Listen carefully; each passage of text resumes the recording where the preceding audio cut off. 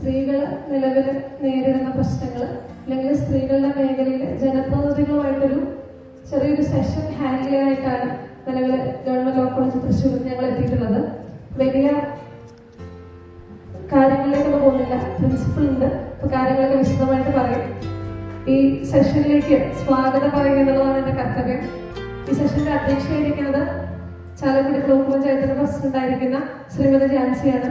ശ്രീമതി ജാൻസിയെ ഏറെ സ്നേഹത്തോടുകൂടി ഈ യോഗത്തിലേക്ക് സ്വാഗതം ചെയ്യുന്നു.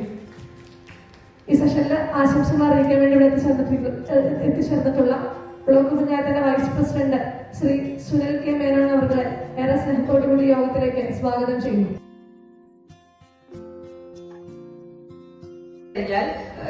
പകുതിയിലധികം എന്ന് പറയുന്നത് നമുക്ക് സ്ത്രീകളാണ് ഇന്ത്യയിൽ. അപ്പൊ അങ്ങനെ വരുമ്പോ നമ്മളൊരു സമൂഹം മുന്നോട്ട് പോകണമെങ്കിൽ അതിലൊരു വിഭാഗം മാത്രം മുന്നോട്ട് പോയിട്ട് കാര്യമില്ല. നമ്മള് ചരിത്രപരമായ കാരണങ്ങൾ നോക്കുമ്പോ എന്തായാലും സ്ത്രീകൾക്ക് എല്ലാ കാലത്തും ധാരാളം വിവേചനങ്ങള് നേരിടേണ്ടി വന്നിട്ടുള്ളതാണ്. അപ്പൊ അത് മറികടന്ന് ഇപ്പൊ നിങ്ങൾക്കറിയാം, പഞ്ചായത്തിൽ ആദ്യം ഒരിക്കലും സ്ത്രീകൾക്ക് റിസർവേഷൻ ഉണ്ടായിരുന്നില്ല. അത് കഴിഞ്ഞ് 10 റിസർവേഷനായി, ഇപ്പൊ 10 റിസർവേഷനായി. അപ്പൊ എത്രത്തോളം ആൾക്കാർ മുന്നിലേക്ക് വന്നു? മുമ്പ് ഒന്നുമില്ലാത്ത സ്ഥലത്ത് അല്ലെങ്കിൽ 1 2 ആൾക്കാർ ഉണ്ടായിരുന്ന സ്ഥലത്ത് പകുതി എന്നുള്ള നിലയിലേക്ക് ഇപ്പൊ വന്നു.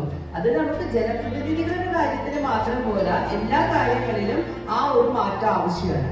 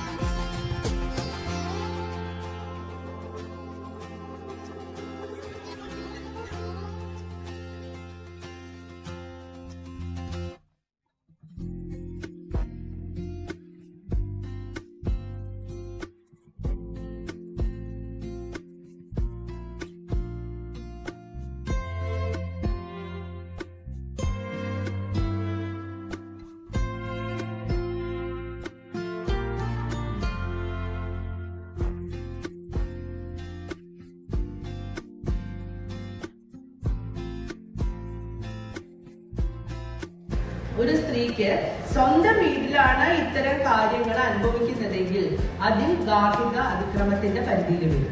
മറ്റത് പലപ്പോഴും നമ്മുടെ വീടിനകത്ത് സംഭവിക്കുന്ന പല കാര്യങ്ങള്, അല്ലെങ്കിൽ സ്വന്തം വീടിനകത്ത് ഇപ്പൊ സഹോദരന്മാരുടേന്നാവാം, അച്ഛൻ്റെന്നാവാം, അങ്ങനെ അനുഭവിക്കുന്ന പല കാര്യങ്ങളും നമുക്ക് പുറത്തേക്ക് എവിടെയും പരാതി കൊടുക്കാനില്ലായിരുന്നു.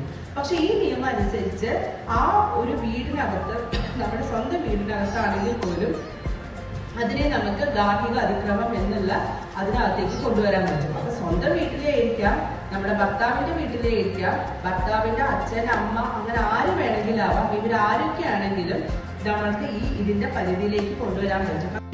പരാതി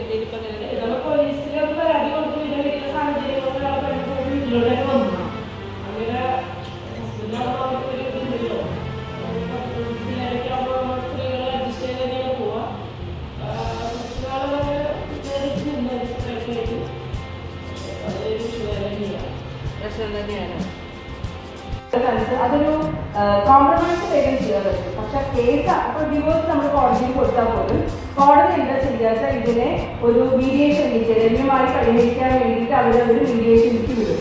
മീഡിയേഷനിലേക്ക് വിട്ട് ഭാര്യയും ഭർത്താവിനെ 3 പ്രാവശ്യമൊക്കെ സംസാരിച്ച് കഴിഞ്ഞിട്ടാണ് ഇത് തുടരണോ വേണ്ടോ എന്നുള്ളത് കോടതി ഇത് തീരുമാനിക്കുന്നത്. കാരണം ഒരു ഭാര്യ ഭർത്താവ് വന്നതിന് വളരെ എത്ര വേണമെങ്കിൽ സെറ്റ് ചെയ്യാം. അതുകൊണ്ട് മാക്സിമം ശ്രമിച്ചിട്ട് മാത്രമേ ഡിവോഴ്സിലേക്ക് പോകുള്ളൂ. മാക്സിമം ട്രൈ ചെയ്യും, എന്നിട്ട് മാത്രമേ അത്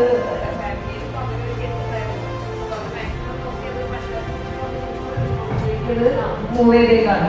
അവരിപ്പോ ഹസ്ബൻഡ് വക്കീലാണ്.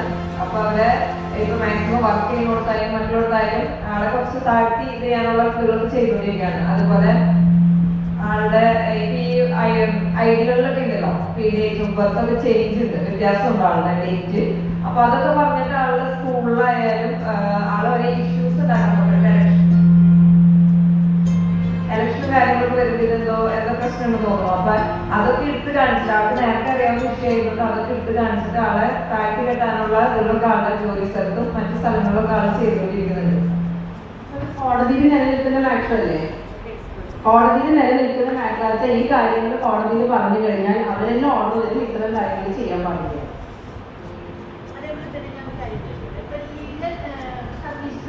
ഫ്രീ ആയിട്ട് കൊടുക്കുന്നെന്ന് പറഞ്ഞു.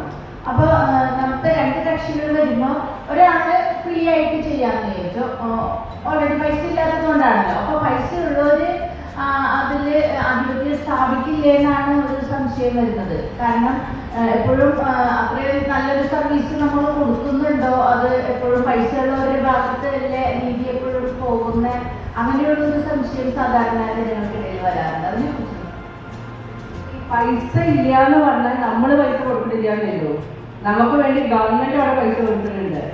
അല്ലാണ്ട് അവര് നമ്മളെ സംബന്ധിച്ച് നമുക്ക് ഫ്രീ ആണ്, അവരെ സംബന്ധിച്ച് അവർക്കത് ഫ്രീ അല്ല. അവർക്കത് കൃത്യമായി പേയ്മെന്റ് അവിടെ കൊടുക്കും. അപ്പൊ നമുക്ക് വേണ്ടി ഗവൺമെന്റ് നമുക്ക് വേണ്ടി പേ ചെയ്യുന്നു. പിന്നെ ഇതിനകത്ത് ഈ പാനൽ ലോയർമാരായിട്ട് എടുക്കുന്നത് എന്ന് പറഞ്ഞാൽ കൃത്യമായ ഇന്റർവ്യൂ നടത്തി അവരുടെ ഒരു ആറ്റിറ്റ്യൂഡ്, പിന്നെ അവിടെ ഇന്റർവ്യൂ ചെയ്യുന്നതിന് ജില്ലാ ജഡ്ജി ഉണ്ടാവും, ഈ പറയുന്ന സെക്രട്ടറി ഉണ്ടാവും, അവിടെ പ്രാക്ടീസ് ചെയ്യുന്ന വ്യക്തികളാണ് അവിടെ അപ്ലൈ ചെയ്യുന്നത്. അപ്പൊ ഇവര് എങ്ങനത്തെ ആൾക്കാരാണ് എന്നുള്ളത് അവിടെ കൃത്യമായി അറിയാം. അതും കൂടെ നോക്കിയിട്ടാണ് അവരവിടെ പാനൽ ലോയർമാരായിട്ട് എടുക്കുള്ളൂ. ഒരു സാമൂഹ്യ പ്രതിബദ്ധത ഉള്ളവരെ മാത്രമേ ആ രീതിക്ക് എടുക്കാറുള്ളൂ.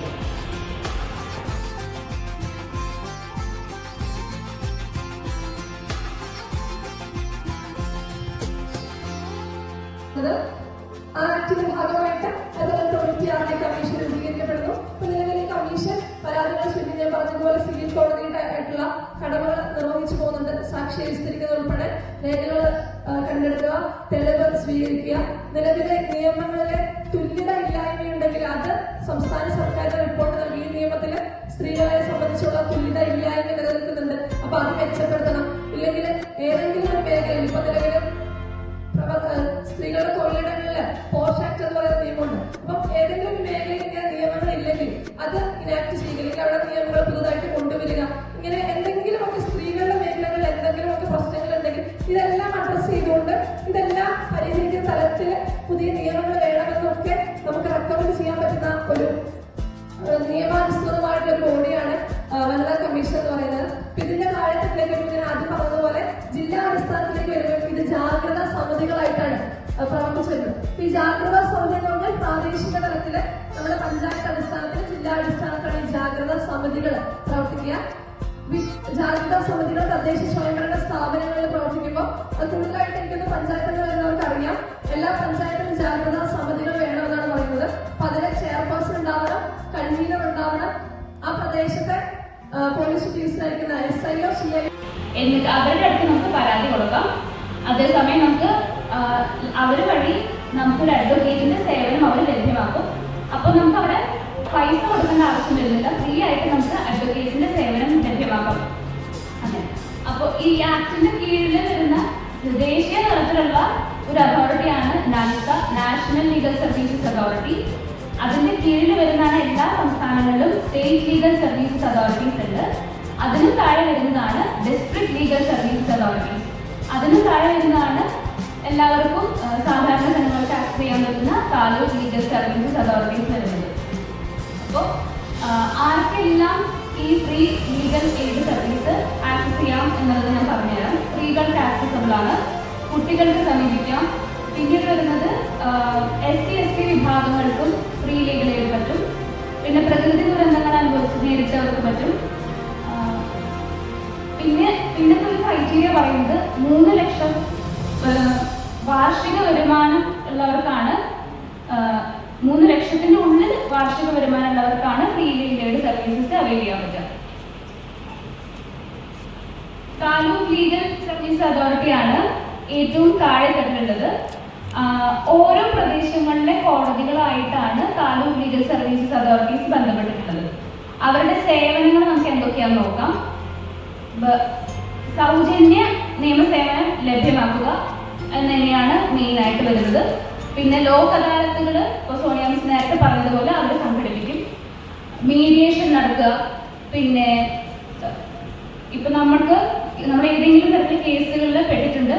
അപ്പൊ നമുക്കത് കേസുമായിട്ട് കോടതിയിൽ തന്നെ മുന്നോട്ട് പോകാതെ പ്രശ്നം നമ്മൾ ഇരു പാർട്ടികളും തമ്മിൽ സംസാരിച്ച് തീർക്കാനുള്ളൊരു അവസരമാണ് ലോക് അദാലത്തിലൂടെ നമുക്ക് തരുന്നത്.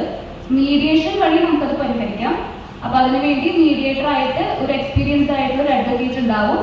അപ്പോൾ ഏതെങ്കിലും ഒരു പാർട്ടി കോടതിയുടെ അടുത്ത് റിക്വസ്റ്റ് ചെയ്യുകയാണെന്നുണ്ടെങ്കിൽ മീഡിയേഷന് വേണ്ടി നമുക്ക് അപ്ലൈ ചെയ്യാൻ പറ്റും. അങ്ങനെ നമുക്ക് മീഡിയേഷൻ ഇരിക്കാം. അങ്ങനെ കോടതി മീഡിയേഷൻ സക്സസ്ഫുൾ ആവുകയാണെന്നുണ്ടെങ്കിൽ നമുക്ക് കോടതിക്ക് കൊടുത്ത പൈസ, കോർട്ട് ഫീസ് അടച്ച പൈസ നമുക്ക് തിരിച്ചു ലഭിക്കും. പിന്നെ നിയമ കോളേജുകളിലും സ്കൂളുകളിലും നമുക്കറിയാം നിയമ വിദ്യാഭ്യാസം നമ്മുടെ നാട്ടിൽ കുറവാണ്. അതുപോലെ എന്താ സുസ്ഥിര വികസനം വേണം. അപ്പൊ സുസ്ഥിര വികസനം എന്ന് പറഞ്ഞു കഴിഞ്ഞാൽ പാലം കെട്ടലും ബിൽഡിംഗ് കെട്ടലും മാത്രമല്ല. ഇപ്പൊ നമ്മൾ സുസ്ഥിര വികസനം എന്ന് പറയുമ്പോൾ ജനങ്ങളുടെ അവകാശങ്ങൾ സംരക്ഷിച്ചുകൊണ്ട് ജനങ്ങളെ ഒരുമിച്ച് മുന്നോട്ട് പോയാൽ മാത്രമേ നമുക്ക് അതിനെ ഒരു സുസ്ഥിര വികസനം എന്ന് പറയാൻ പറ്റുള്ളൂ. ഇപ്പൊ 2030 ആവുമ്പോഴേക്കും നമ്മളൊരു 18 ഗോളുകള് ഐക്യരാഷ്ട്ര സംഘടന ഫിക്സ് ചെയ്തിട്ടുണ്ട്. അപ്പൊ ആ കാര്യങ്ങളില് ഏറ്റവും പ്രധാനപ്പെട്ട ഒരു കാര്യമാണ് ജെൻഡർ ഇക്വാലിറ്റി, അതല്ലെങ്കിൽ സമത്വം എന്ന് പറയുന്നത്, സ്ത്രീ സമത്വം എന്ന് പറയുന്നത് അതിനകത്ത് പറഞ്ഞിട്ടുള്ള കാര്യമാണ്. അതേപോലെ തന്നെ സ്ത്രീകൾക്കെതിരെയുള്ള അതിക്രമങ്ങൾ അവസാനിപ്പിക്കുക എന്നുള്ളത് അതിൽ പറയുന്നുണ്ട്. അതിൽ പറഞ്ഞിരിക്കുന്ന കാര്യങ്ങള് ലണ്ടനിലോ അമേരിക്കയിലോ ഡൽഹിയിലോ ഇന്ന് മാത്രം ചെയ്താൽ പോരാ, നമ്മുടെ വീടുകളിലേക്ക് എത്തിക്കേണ്ട കാര്യമാണ് എന്നുള്ളതാണ് ഇപ്പോ ഗവൺമെന്റിന്റെ ഒരു നിലപാട്. അതായത് ലോക്കലൈസ് ചെയ്യുക. നമ്മളിപ്പോ ലോക്കൽ സെൽഫ് ഗവൺമെന്റ് എന്ന് പറയുന്നില്ലേ, പഞ്ചായത്ത് ലോക്കൽ സെൽഫ് ഗവൺമെന്റ് ആണ്. അതേപോലെ ഈ പറയുന്ന ആശയങ്ങള്, ഈ പറയുന്ന അവകാശങ്ങള് വലിയ സ്ഥലത്തൊന്നും എഴുതി വെച്ചിട്ട് കാര്യമില്ല. നമ്മുടെ ദൈനംദിന ജീവിതത്തിന്റെ ഭാഗമാക്കിയാൽ മാത്രമേ ഈ പറയുന്ന കാര്യങ്ങളോട് കാര്യമുള്ളൂ. അതിനും കൂടെ വേണ്ടിയിട്ടാണ് ഇപ്രാവശ്യം ഇത്തരത്തിലുള്ള ഒരു ടീം അല്ലെങ്കിൽ ഇത്തരത്തിലുള്ള ഒരു പ്രവർത്തനത്തിന് ഗവൺമെന്റ് മുന്നിട്ടിറങ്ങിയിട്ടുള്ളത്. നമുക്ക് സ്ത്രീകളുടെ അവകാശങ്ങളെ പറ്റി പറയുമ്പോൾ അറിയാം, നമ്മൾ എത്രയോ കേൾക്കുന്നതാണ് ഇന്ത്യൻ ഭരണഘടന ഉണ്ട്.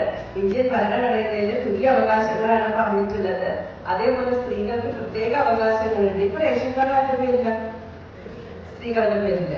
മുമ്പ് അങ്ങനെ ആയിരുന്നില്ല.